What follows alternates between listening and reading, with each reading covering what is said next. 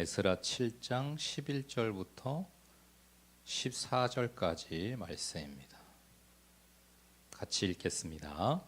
여호와의 계명의 말씀과 이스라엘에게 주신 율례 학자요 학자 겸 제사장인 에스라에게 아닥사스다 왕이 내린 조서의 초보는 아래와 같으니라. 모든 왕의 왕 아닥사스다는 하늘의 하나님의 율법의 완전한 학자 겸 제사장 에스라에게 조서를 내리노니 우리나라에 있는 이스라엘 백성과 그들 제사장들과 레위 사람들 중에 예루살렘으로 올라갈 뜻이 있는 자는 누구든지 너와 함께 갈지어다. 너는 내 손에 있는 내 하나님의 율법을 따라 유다와 예루살렘의 형편을 살피기 위하여 왕과 7 자문관의 보냄을 받았으니. 아멘. 이 본문 말씀과 함께 예배가 되는 삶은 내 손에 있는 내 하나님의 율법을 따라라는 제목으로 하나님 말씀 함께 나누려고 합니다. 페르시아 제국의 수도인 수사, 기원전 458년의 어느 봄날입니다. 왕궁 한쪽 어딘가에 한 남자가 두루마리를 펼치고 있습니다. 그 두루마리를 펼치는 그의 손은 익숙합니다. 오랫동안 그 책장을 넘겼던 손입니다. 그의 눈은 고요합니다. 수십 년을 그 글자들 속에서 살아온 눈입니다. 그의 이름은 에스라입니다.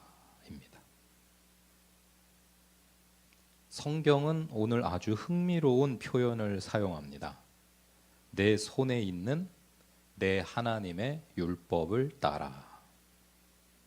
그냥 율법이 아니에요. 내 손에 있는 율법이라고 표현하고 있어요. 에스라의 손에 쥐어진 말씀, 그것이 오늘 우리 이야기의 시작입니다. 오늘 우리에게도 같은 질문이 있습니다. 지금 당신의 손에는 무엇이 쥐어져 있습니까? 혹은 당신은 무엇을 손에 쥐려고 살아가고 있나요? 에스라를 소개하는 말이 이렇습니다. 7장 11절 말씀인데요. 여호와의 계명의 말씀과 이스라엘에게 주신 율례에 익숙한 에스라. 이것이 에스라라는 사람을 특징 짓는 소개말이에요. 여기 사용된 익숙하다라는 말을 히브리어로 보면 마히르입니다. 마히르는 어떤 뜻이냐면요, 능숙한, 훈련된, 준비된이라는 뜻이에요. 오랜 시간 반복하여 몸에 밴 것을 뜻하는 말이죠. 에스라는 무엇에 익숙했다고요? 여호와의 계명의 말씀과 이스라엘에게 주신 율례에 익숙한 사람이었습니다. 오랜 시간 반복하여 몸에 밴 사람, 말씀이 육신이 된 사람이었어요. 에스라의 젊은 시절을 상상해 보세요. 포로로 끌려온 바벨론 땅, 성전은 없고 고향은 멀어요. 이방 문화가 사방을 에워쌌고 하나님의 백성이라는 정체성은 조금씩 흐릿해지고 흔들려만 갑니다. 그 한가운데에서 살아가는 에스라는 두루마리를 펼쳐요. 날마다 해가 뜨기 전에, 해가 진 후에 모세의 율법을 읽고 외우고 묵상하고 가르칩니다. 그러한 에스라의 삶을 7장 10절은 이렇게 요약을 했어요. 에스라가 여호와의 율법을 연구하여 준행하며 율례와 규례를 이스라엘에게 가르치기로 결심하였었더라. 이것이 에스라라는 사람의 삶이었어요. 3가지 동사가 나옵니다. 연구하고, 준행하고, 가르치는 것. 이 3가지가 에스라의 삶이었어요. 모두 하나님의 말씀에 관련된 것이었습니다. 말씀으로 하루 종일 풍성했던 사람, 말씀을 삶의 목표로 삼았던 사람, 말씀이면 행복했던 사람이 에스라라는 사람이었어요. 그는 말씀을 머리로만 알지 않았습니다. 말씀을 손에 쥐고 발로 걷고 입으로 선포했어요. 그 과정이 수십 년이었습니다. 여기서 한 가지 더 주목해야 할 것이 있는데 7장 11절을 보면요, 에스라의 정체성이 나오는데 에스라의 정체성이 이중으로 나와요. 제사장 겸 학자라는 거예요. 제사장이면서 학자다. 곧 예배하는 사람이면서 말씀을 연구하는 사람이었어요. 하나님 앞에 서는 사람이면서 백성을 가르치는 사람이었어요.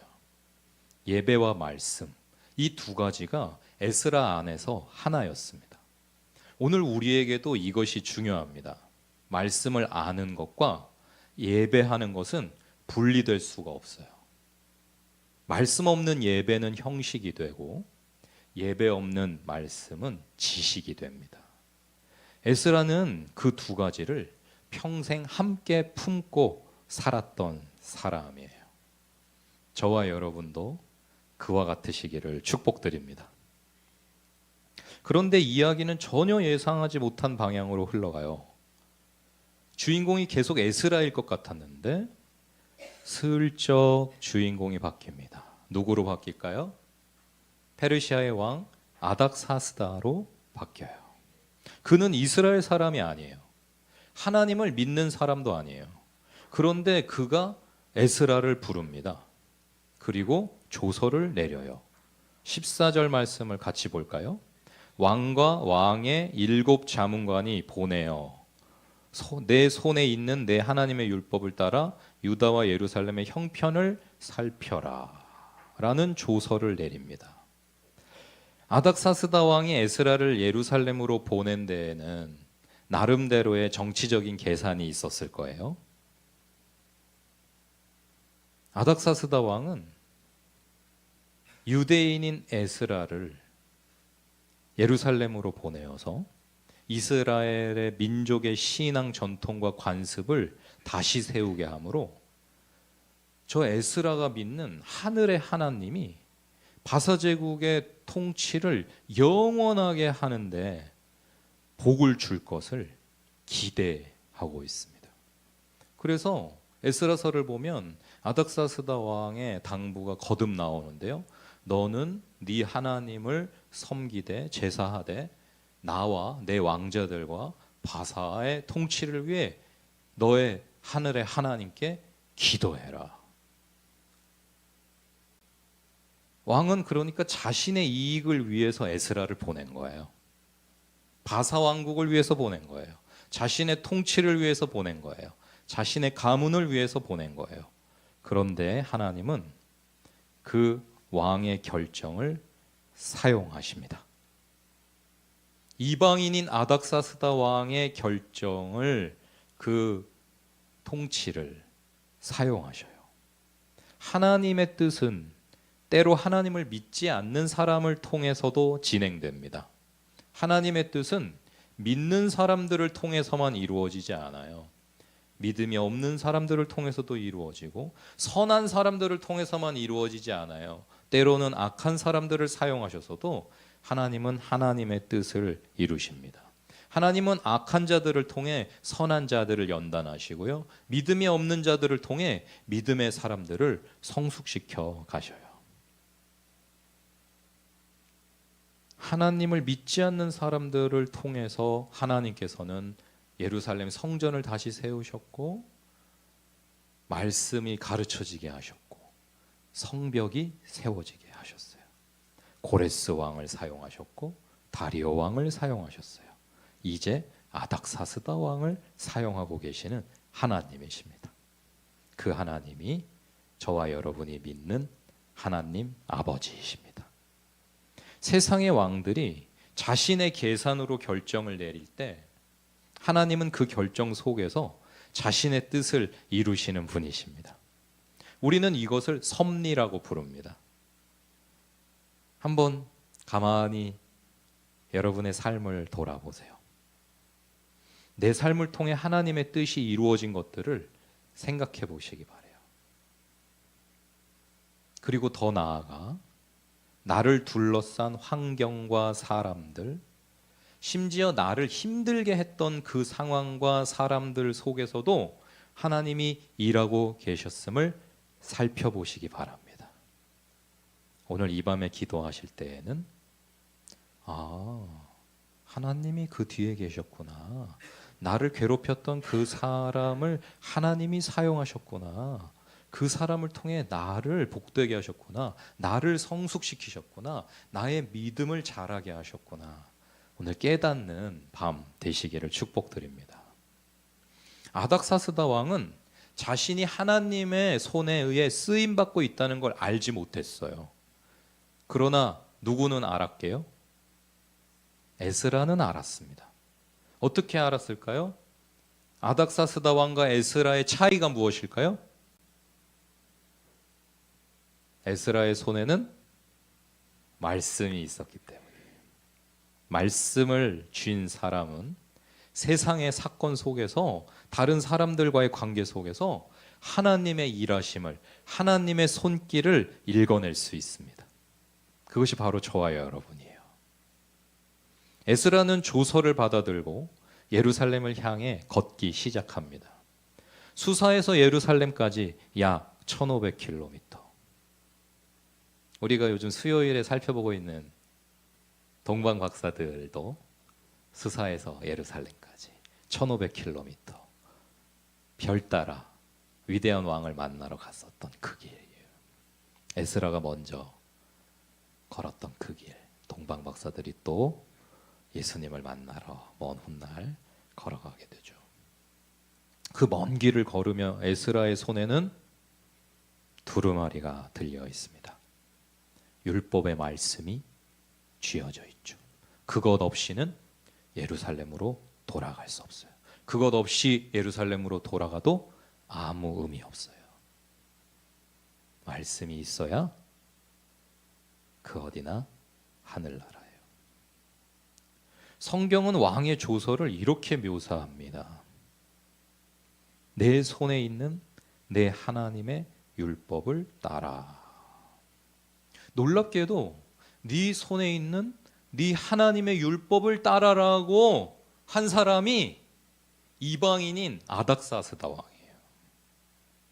왕이 이 표현을 썼다는 것이 참으로 흥미로워요. 왕은 자신의 귀한 신하인 에스라를 자신의 목적을 이루기 위해 예루살렘으로 보내면서 내가 너에게 주는 율법이라 하고 있지 않아요. 사실 그 시대에 온 세상의 왕 중의 왕, 아닥사스다 왕을 지칭하는 표현이 뭐예요? 12절을 보세요. 그냥 아닥사스다가 아니에요. 12절에 보면 아닥사스다 왕을 뭐라고 고백하고 있냐면 모든 왕의 왕, 아닥사스다. 왕의 왕, 왕 중의 왕. 우리가 누구에게 고백하는 표현이에요? 하나님께, 예수님께. 근데 당시에 온 세상이 페르시아였던 세상에서 왕 중의 왕은 누구예요?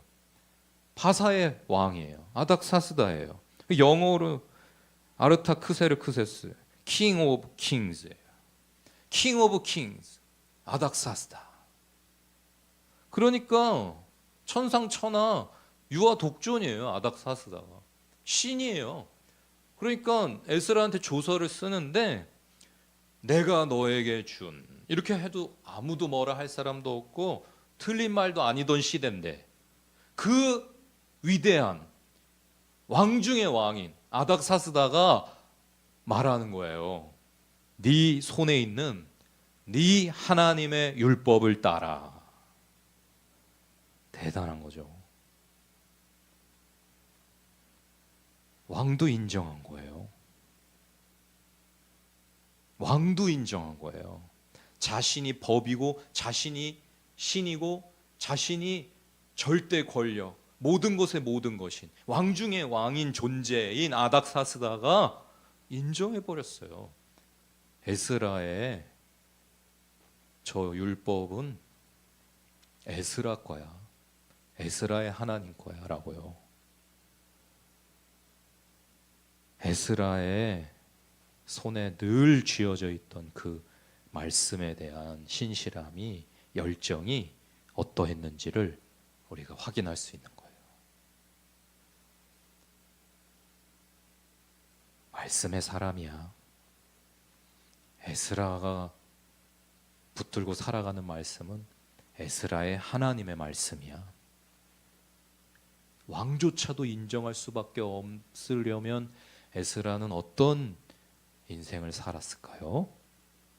얼마나 올곧게 신실하게 매일매일 말씀만을 붙잡았을까요? 말씀을 읽고 연구하고 가르쳤을까요? 말씀대로 살려고 떼굴떼굴 굴렀을까요? 상상을 할 수가 없어요. 상상을 할 수 없는 수십 년이 쌓여서 대제국의 왕조차도 인정할 수밖에 없는 하나님이 말씀의 주인이심을 세상에 드러내는 에스라라는 말씀의 사람이 서게 된 것입니다. 수십 년 동안 말씀을 연구하고 준행하고 가르쳐온 에스라, 그 삶에 말씀이 아로 새겨져 있어요. 에스라가 살아가는 모습에 하나님이 보여요. 하나님의 나라가 보여요. 하나님의 말씀이 성취되는 것이 보입니다. 여러분, 우리가 손에 쥔 것이 우리 삶의 방향을 결정합니다. 여러분, 우리가 손에 쥐고 살아가는 것이 다른 사람들이 우리를 뭐라고 한 줄로 표현할 때, 아무개는 어떤 사람이야 라고 할 때 우리가 추구하는 바가 그 사람의 정체성이 돼요. 여러분, 우리의 정체성이 결코 아무개는 돈에 미친 사람이야, 아무개는 인기에 미친 사람이야, 아무개는 외모에 미친 사람이야, 아무개는 성공에 미친 사람이야, 쾌락에 미친 사람이야, 쇼핑에 미친 사람이야, 되지 마시기를 축복드립니다. 우리를 안다 하는 자들이 말할 때에 내가 아는 아무개는 말씀의 사람이야, 하나님의 사람이야, 교회로 살아가는 사람이야, 진실한 믿음의 사람이야, 이렇게 한 줄로 정리될 수 있는 우리 은혜로운 교회 모두가 되시기를 축복합니다. 여러분이 손에 쥐고 있는 것이 무엇인지 보세요. 쥐려고 애쓰고 있는 게 무엇인지 마음을 들여다보시기 바라요. 참된 신앙의 사람인 것을 명확하게 확인할 수 있는 것이 있습니다.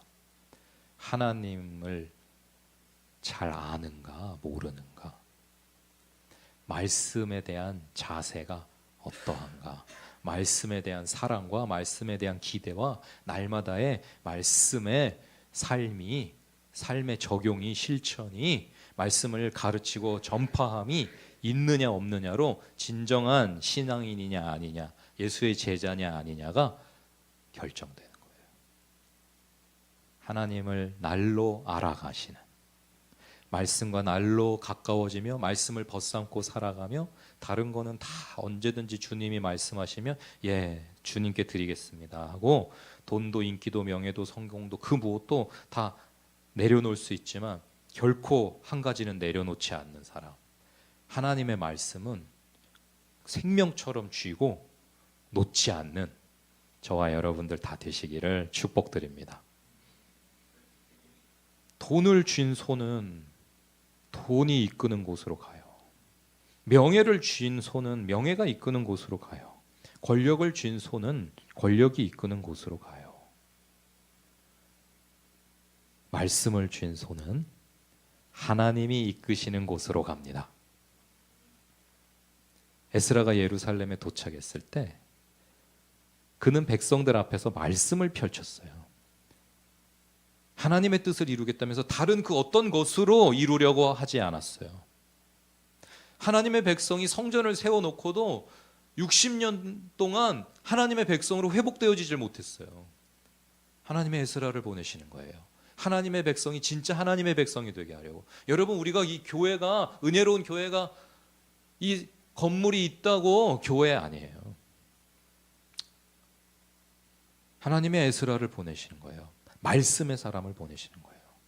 정말 말씀을 사랑하고 말씀을 삶으로 살아낼 수 있는 사람들이 돼야 하나님 백성이기 때문에 잘 가르칠 사람, 그 포로 생활에도 날마다 말씀을 놓지 않았던, 말씀을 연구했던, 말씀을 실천했던, 말씀을 생명과 같이 여겼던 에스라를 보내셔서 하나님은 말씀을 통해 하나님의 백성을 다시 세우십니다. 말씀이 울려 퍼지자 백성들이 울음을 터뜨려요.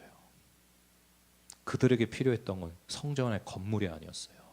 부요하고 안락한 삶이 아니었어요. 화려하고 부요한 대도시 예루살렘이 아니었어요. 말씀이 필요했어요. 오랫동안 잊고 살았던 모든 것들이 다시 살아나며 기뻐하며 울며 다시 미래를 꿈꾸며 소망의 삶을 살아갈 수 있는 데에는 오직 한 가지, 말씀이 필요했습니다. 흩어졌던 신앙이 다시 모입니다. 서로 손을 잡고 기도하기 시작합니다. 서로 용서하기 시작합니다. 위로하기 시작합니다. 마음이 하나로 모여집니다. 진정한 교회가 세워집니다. 말씀으로만 가능한 일이에요. 말 잘하는 설교로 되는 게 아니에요. 어떤 훌륭한 사람이 교회에 있다고 되는 게 아니에요. 인기 슈퍼스타가 있다고 되는 게 아니에요. 돈 많은 사람이 있다고 되는 거 아니에요. 많이 배운 사람이 있다고 되는 거 아니에요. 하나님의 말씀이 역사하실 때 하나님의 성전이, 믿음의 공동체가 세워집니다. 말씀을 사모하고 사모하는 저와 여러분들이 다 되시기를 축복드립니다. 한 사람의 손에 쥐어진 말씀이 한 민족의 역사를 돌려놓았어요. 에스라 한 사람이 일생 말씀을 사랑하였던 것이 하나님이 그를 하나님의 때에 사용하실 때 오랜 세월 말씀을 떠나 하나님의 백성답게 사는 방법을 다 상실해버린 망할 수밖에 없는 이스라엘을 다시 복된 민족으로 하나님이 내 백성이라 사랑하시며 돌보시며 회복시키실 존재들로 돌려놓았습니다. 이제 오늘 본문의 제목을 다시 한번 우리 살펴볼게요. 오늘 설교의 제목은 예배가 되는 삶을 내 손에 있는 내 하나님의 율법을 따라요. 삶이에요, 여러분. 삶. 제가 금요 예배에 예배가 되는 삶을 계속 매주 설교하고 있어요. 12월 마지막 주까지 예배가 되는 삶은 뭐다라고 설교할 거예요. 예배가 되는 삶은 손에 말씀을 쥔 삶이라는 거예요. 여러분, 예배는 이 한 시간, 정해진 한 시간이 아니에요. 예배는 주일 한 시간의 사건이 아니에요. 예배는 우리의 삶 전체입니다. 그리고 삶 전체가 예배가 되려면 삶 전체를 이끄는 것이 있어야지 돼요. 그래야 여러분의 일요일, 주일뿐만 아니라 월화수목금토도 예배가 될 수가 있어요. 계속해서 내 삶을 하나님 쪽으로, 하나님이 원하시는 쪽으로, 하나님이 기뻐하시는 쪽으로 이끌어가는 무언가가 있어야지 돼요. 그것이 바로 에스라가 붙들었던 율법, 하나님의 말씀입니다.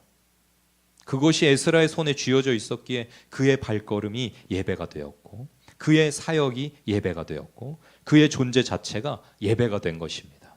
저와 여러분도 늘 말씀을 쥐고 있는 사람이기에 여러분의 교회에 와서 예배 드리는 시간도 예배이지만 직장 생활도 예배가 되시고, 가정 생활도 예배가 되시고, 사업도 예배가 되시고, 공부도 예배가 되시고, 여러분이 무엇을 하든지 예배가 되는 인생이 다 되시기를 축복합니다.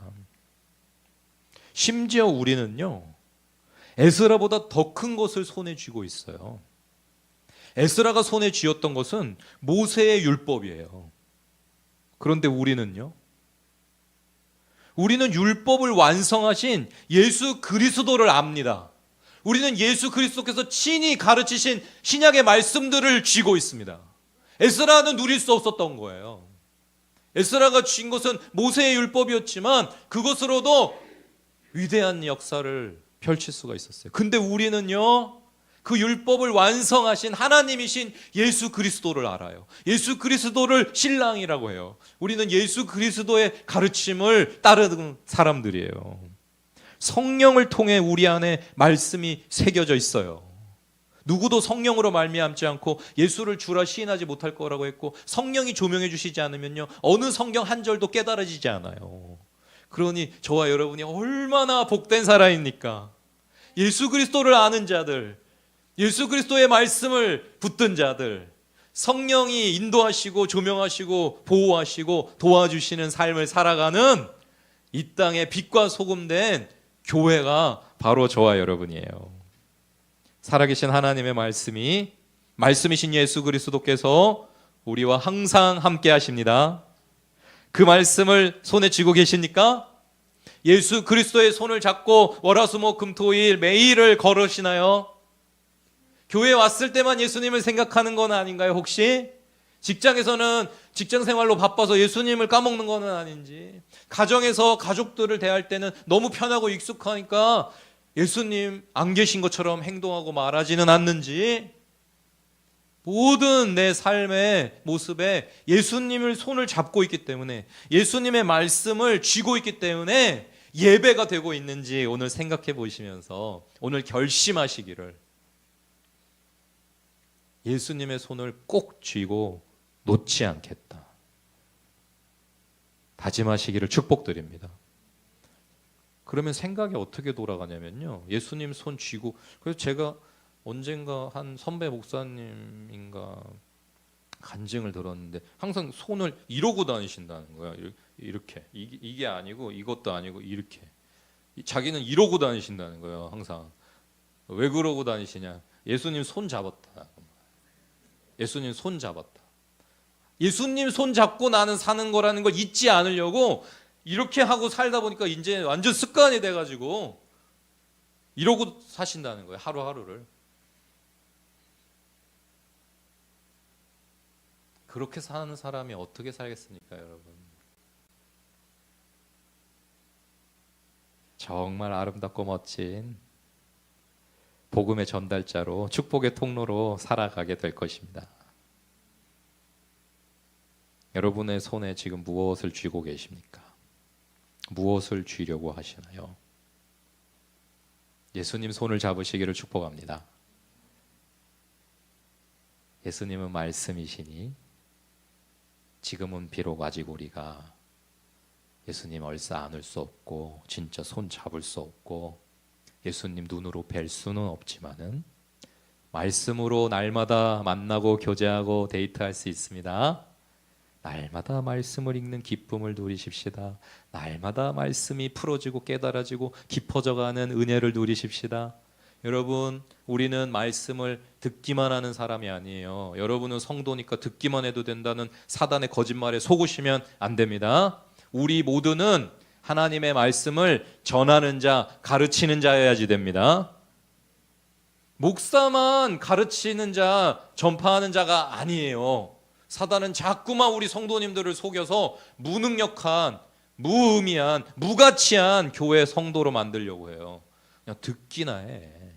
듣기라도 잘 들어. 졸지 말고 딴 생각하지 말고 듣기라도 잘 들어. 너가 뭐 듣는 게 네 전부지. 네가 뭘 가르치겠어? 네가 뭘 전하겠어? 라고 여러분이 가지신 위대함을, 여러분이 가지신 엄청난 가치를 사단은 왜곡시키고 훼손하고 폄훼하고 무너뜨리려고 하는 거예요.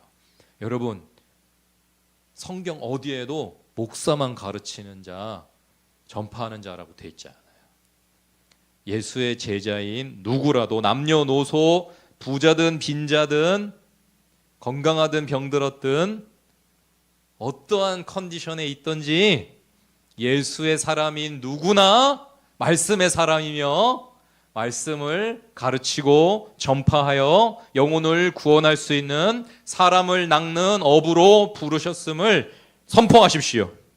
사단에게 선포해야 돼요. 거짓말 치지 마라. 내가 예수님이 뽑고 뽑으신 예수님 제자야. 내가 은혜로운 교회야. 내가 은혜로운 교회의 집사야. 권사야. 내가 양육과 훈련을 받은 사람이야. 내가 날마다 말씀을 먹고 묵상하고 삶으로 살아내는 사람이야. 하나님이 나를 사용하셔서 말씀을 가르치게 하시고 말씀을 전하게 하셔서 하나님 나라를 이루실 것이다 라고 사단에게 선포하고 꾸짖고 쫓아내시기를 축복드립니다. 성경을 읽는 것으로 만족하지 마세요. 손, 발 다 잘린 그런 폐잔병과 같은 모습으로 살아서는 안 돼요. 우리는 승리하신 대장 되신 예수 그리스도를 따라 걸으며 전리품을 취하는 이미 승리한 예수님의 십자가의 위대한 승리를 세상 가운데 선포하는 자들이지, 그냥 수족 다 잘리고 폐잔병으로 겨우 목숨만 부지해가지고 목 안 잘린 게 어디야 그러면서 그냥 나 구원받고 나 천국 가는 걸로 됐지, 이런 모습으로 살아가라고 예수님이 저와 여러분을 먼저 구원하신 게 아니에요. 먼저 예수 믿게 하신 게 아니에요. 손발 없는 사람처럼 살지 마세요. 손 있으세요? 이걸로 뭐 해야 되겠어요? 말씀 읽고 말씀 펼치고 말씀 전해주고. 우리 은혜로운 교회의 전도 무기는 전도 성경이에요. 많은 전도용품 있어요. 제일 비싼 거예요. 대한민국의 그 어느 교회도 한 개짜리가 1,000원인 전도용품 없어요. 다들 놀래요. 다른 목사님들, 사모님들, 전도하러 오신 집사님들, 와, 이렇게 비싼 거를 준다고? 막 못 줘요. 너무 아까워서 못 줬대. 그냥 물티슈만 줬대. 건빵만 줬대. 진짜 받을 만한 사람만 줬다고. 아, 네, 수고하셨어요. 그러지만 제 속으로는 하나도 안 아깝다. 하나도 안 아깝다. 1,000원짜리 1,000개를 나누어서 한 명만 구원해도 엄청 수지 맞은 장사입니다. 말씀을 나누는 것, 그보다 더 귀한 일은 없어요. 여러분, 읽고 연구하고 준행하고 가르치기까지 하는 것, 말씀이 삶의 방향이 된 사람, 말씀이 안 하고 내가 말씀이 되는 게 인생의 목표인 사람, 그 어떤 결정 앞에서도 돈에 좌지우지되지 아니하고 인기에, 명예에, 성공에, 다른 사람들의 시선에 좌지우지되지 아니하고 내 손에 있는 하나님의 말씀을 따라 살아가는 사람, 예수님의 손을 잡고서 예수님이 기뻐하시는 선택을 하는 사람, 그게 나야 라고 하는 당당함으로 살아가시기를 축복드립니다. 그것이 하나님께 예배가 되는 삶입니다. 에스라가 예루살렘으로 돌아가고 이스라엘의 역사는 다시 조금씩 달라지기 시작합니다. 한 사람이 수십 년 동안 말씀을 손에 쥐고 살았기 때문입니다. 한 사람이 포로지에서도 말씀을 놓지 않았기 때문이에요. 한 사람이 하나님을 믿지 않는 왕의 허락도 하나님의 섭리로 읽어낼 수 있었기 때문입니다. 오늘 우리는 또 말씀이 선포되어지는 자리에 있어요. 하나님의 은혜예요. 하나님의 말씀이 들려지는 곳에 내가 서 있을 수 있다는 것이 하나님이 주시는 최고의 은혜입니다.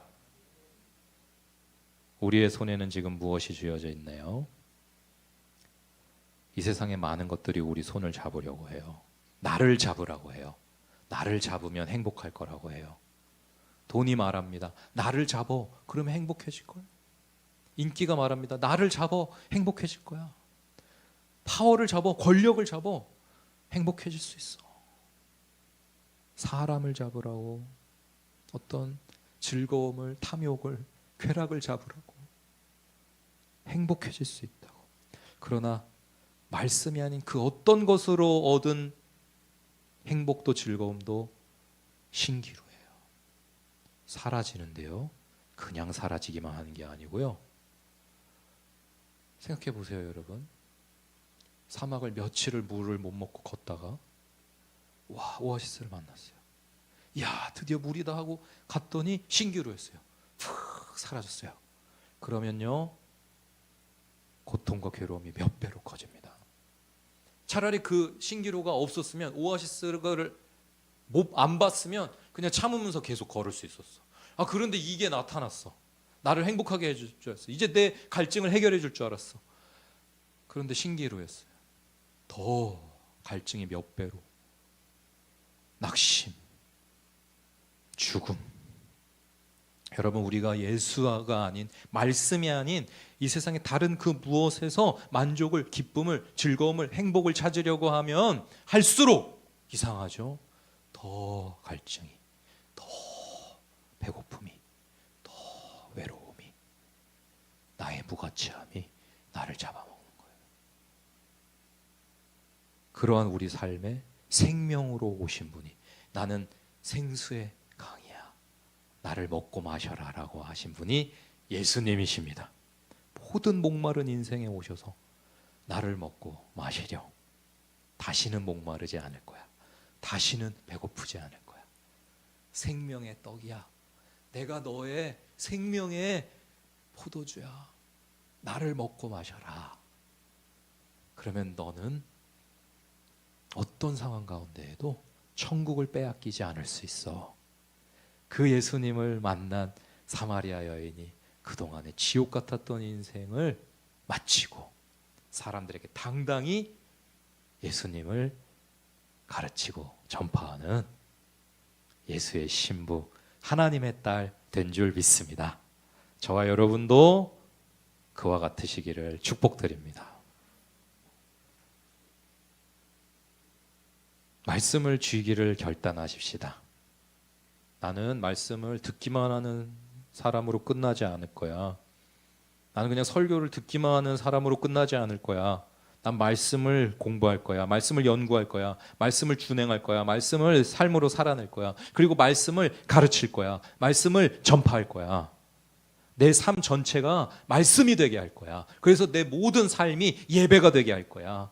오늘 이 시간에 결심을 하시기만 하면 성령님이 그렇게 되도록 도와주십니다. 결심이 중요합니다.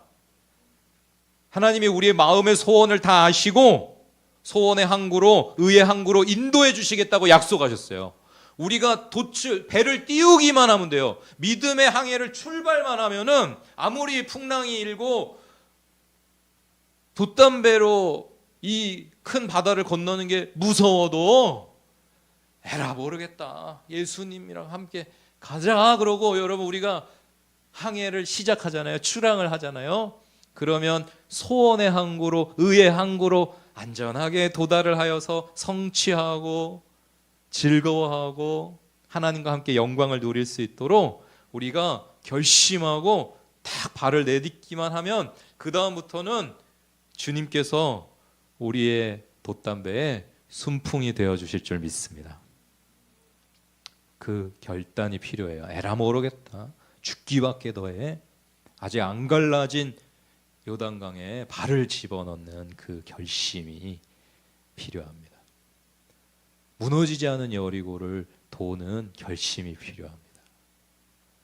에라 모르겠다, 처녀로 임신하라고 하시는데 그래 뭐 돌 맞아 죽는 건데 원래 뭐 하나님이 그 아이를 통해 영광 받으시겠다니까 돌 맞아 죽게 하시겠어? 뭐 그러셔도 어쩔 수 없고, 그러고 다 내 인생을 하나님 손에 맡겨드릴 때에 별과 같이 빛나는 하나님 나라의 믿음의 한 사람들 다 될 줄 믿습니다.